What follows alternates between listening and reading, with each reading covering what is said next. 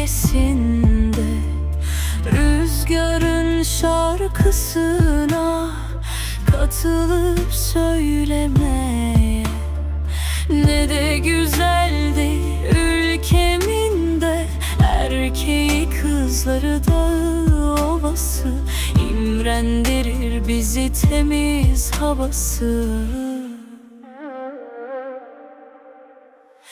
Nar ağacım benim ıhlamurum, sığındığım aman acım. Yüzün güzeldir her görünenden, sevgilerden de yücesin sen.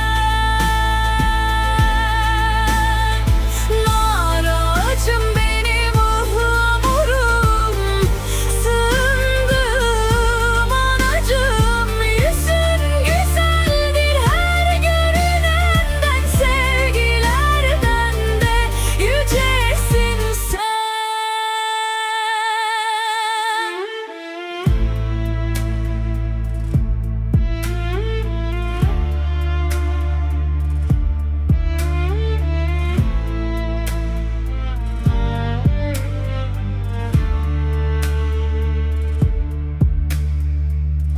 Aşığım salkım saçak, asmada üzüm gibi. Sevdim ben yarim seni, iki de gözüm gibi.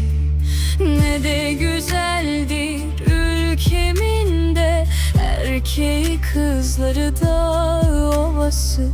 İmrendirir bizi temiz havası.